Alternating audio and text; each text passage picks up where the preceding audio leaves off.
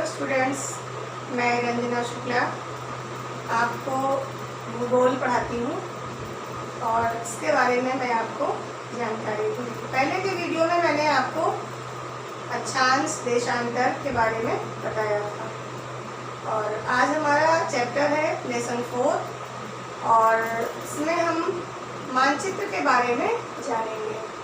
तो मानचित्र क्या है, इसकी एक विषय में हम जानते हैं। जब किसी स्थान की स्थिति को दर्शाने के लिए हमें किसी चीज़ को देखना या समझना होता है तो हम उसके लिए मानचित्र का प्रयोग करते हैं।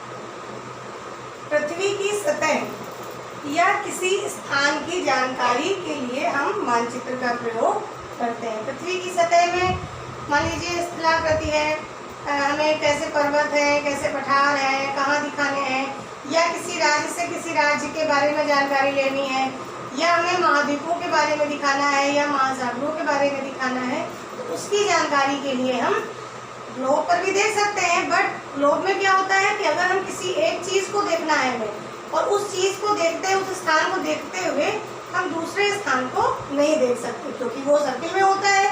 उसको देखने के लिए हमें राउंड करना पड़ेगा, घुमाना पड़ेगा, और जब हम दूसरे उसको देखेंगे एंगल से तो हम फिर दूसरा क्षेत्र उसका नहीं देख पाएंगे। तो उसको पूरी एक सतह पर एक साथ देखने के लिए हमें मानचित्र का प्रयोग करना होता है। अब मानचित्र के प्रकार देखते हैं।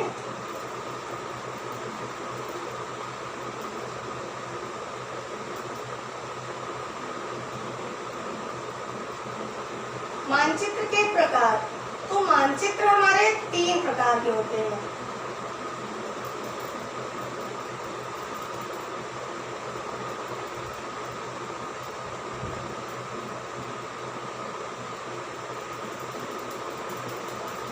मानचित्र हमारे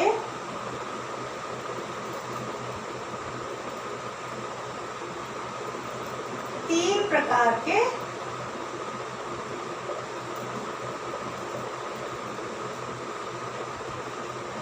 होते हैं। अब पहला मानचित्र हमारा है भौतिक मानचित्र,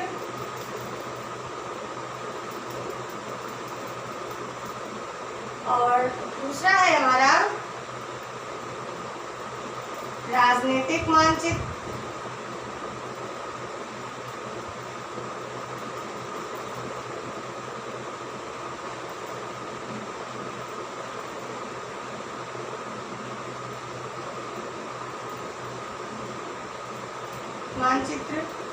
और तीसरा है हमारा विषयगत।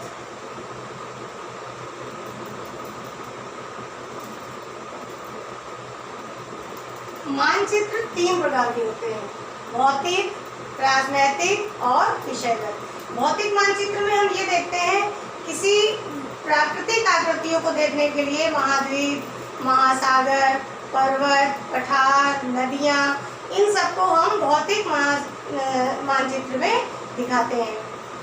राजनैतिक मानचित्र में हम राज्यों, राजधानी या किसी क्षेत्र के विशेष की जानकारी हम उसमें प्राप्त कर सकते हैं, जो राज्यों की सीमाओं को दर्शाता है।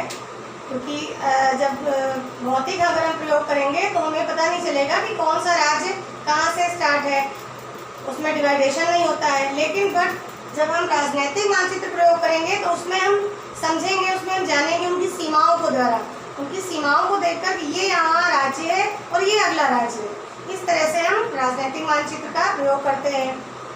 विषयगत मानचित्र में इसमें कुछ विशेषताओं के लिए प्रयोग करते हैं, जैसे कि हमें मान लीजिए वर्षा के लिए प्रयोग करना है कि वर्षा कितनी कैसे कहाँ होती है, उसके लिए हम मानचित्र प्रयोग करते हैं।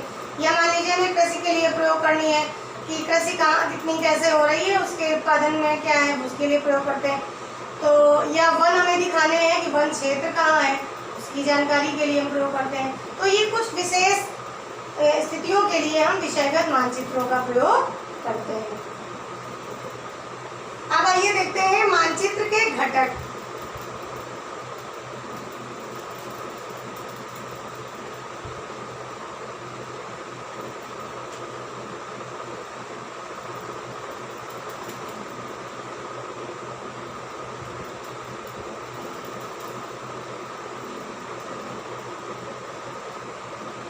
तो मानचित्र के घटक 3 होते हैं।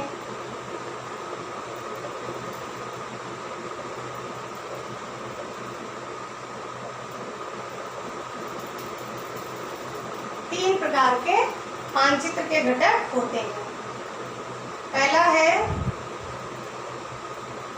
दूरी, दूसरा है दिशा और तीसरा है प्रतीक। दूरी, दिशा और प्रतीक, इन तीनों घटकों के द्वारा हम मानचित्र को बनाते हैं और उसको समझते हैं। पहला हम देखते हैं दूरी। दूरी क्या है? अब दूरी को हम एक पैमाने के तौर पे लेते हैं। जैसे मान लीजिए कि हमें हमारा विद्यालय, मान लीजिए ये हमारा विद्यालय है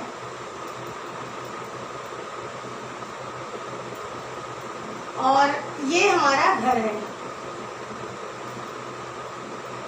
अब इस विद्यालय से हमारे घर की दूरी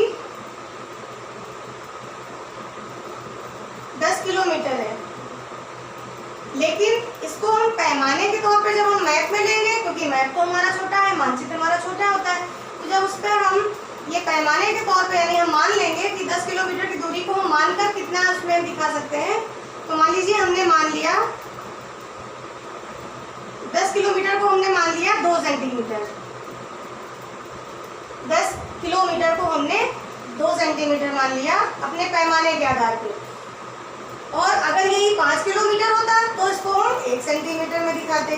तो इस तरह हम पैमाने के आधार पे दूरी का प्रयोग करते हैं। इसी तरह से इसमें हम एक चीज और दिखा सकते हैं आपको।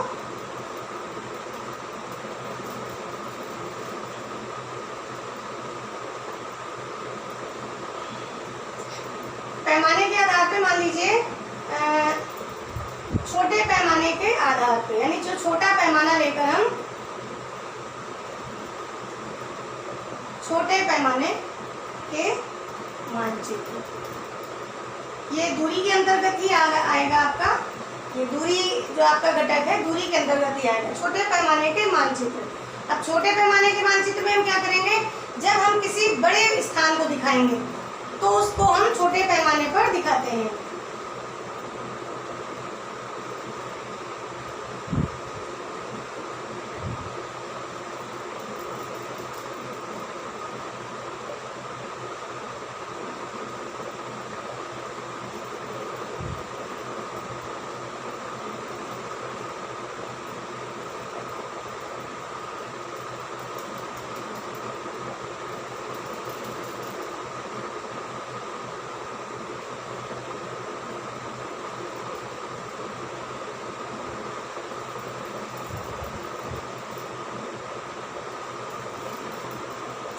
प्रयोग करते हैं। बड़े क्षेत्र या स्थान या क्षेत्र को दिखाने के लिए छोटे पैमाने का प्रयोग करते हैं। मान लीजिए जैसे अभी हमने विद्यालय और आपको घर दिखाया, मान लीजिए किसी क्षेत्र की, मान लीजिए हमें महाद्वीप के बारे में दिखाना है या हमें किसी देश की जानकारी देनी है, तो अगर वो मान लीजिए हमने अपने पैमाने पे उसको 5 सेंटीमीटर लिया है, लेकिन उसकी वास्तविक दूरी क्या है, उसकी वास्तविक दूरी है 500 किलोमीटर। 500 किलोमीटर, 5 सेंटीमीटर तो हमने ये मान लिया है, ये हमने मान लिया, ये पैमाना हो गया हमारा। ये हमने पैमाना मान लिया 5 सेंटीमीटर, लेकिन वास्तविक दूरी उसकी 500 किलोमीटर है। तो 500 किलोमीटर को हम 5 सेंटीमीटर से कर रहे हैं, क्योंकि ये स्थान बड़ा है, क्षेत्र बड़ा है, तो इसका वास्तविक दूरी 500 किलोमीटर है और उसको हम छोटे पैमाने पर लेकर आएंगे 5 सेंटीमीटर पे। इसी तरह से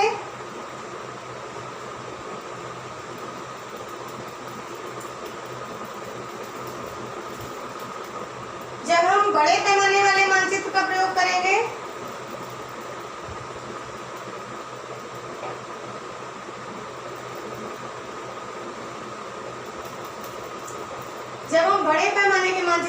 करेंगे तो इसमें किसी छोटे स्थान को दिखाते हैं, यानी छोटे पैमाने का था तो उसमें अपोजिट होता है इसका, छोटे पैमाने में बड़े क्षेत्र को दिखाते हैं क्योंकि बड़ा क्षेत्र की वास्तविक दूरी ज्यादा होती है।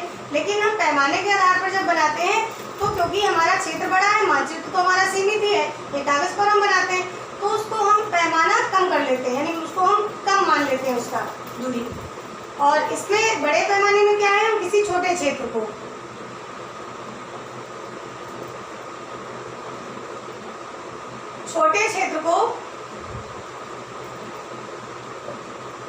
दिखाने के लिए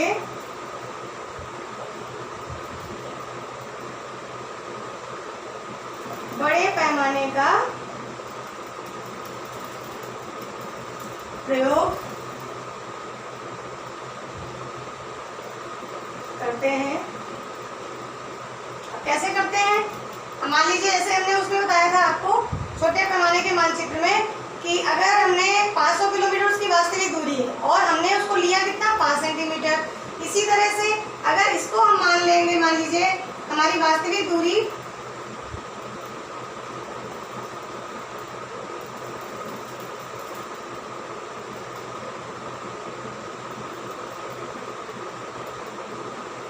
किसी क्षेत्र की वास्तविक दूरी मान लीजिए हमारी 500 मीटर है और हमने माना कितना,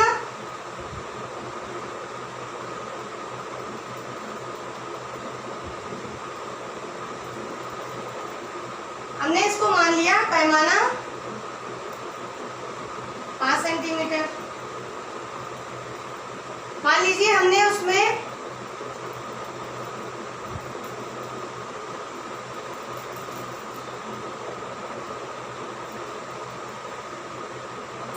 सेंटीमीटर मान ली, उसमें हमने क्या किया 500 किलोमीटर को 5 सेंटीमीटर से दर्शाया था उसमें छोटे पैमाने में। और बड़े पैमाने में क्या करेंगे, बड़े पैमाने का मान लीजिए हमें किसी शहर का बनाना है, किसी गांव का बनाना है, या किसी एक सीमित क्षेत्र जो हम यानी जो एक स्थान की किसी की जब उसकी हमें स्थिति दिखानी होती है तो उसके लिए हम बड़े पैमाने का भी प्रयोग करते हैं। अगर हमें 500 मीटर दिखाना है तो उसमें हम 5 सेंटीमीटर ले लिया, यानी वहाँ हमने 500 किलोमीटर को 5 सेंटीमीटर माना था क्योंकि उसमें छोटा पैमाना हमें दिखाना है। यहाँ हमें 500 मीटर को भी हमने 5 सेंटीमीटर माना क्योंकि हमारा ये एक स्थान है, एक क्षेत्र है, उसको हमें दिखाना होता है। तो इसलिए इस तरह हम दूरी के हिसाब से यानी पैमाना ले सकते हैं मानचित्र, और क्षेत्र के अकॉर्डिंग हम पैमाना लेकर अपना मानचित्र तैयार कर सकते हैं।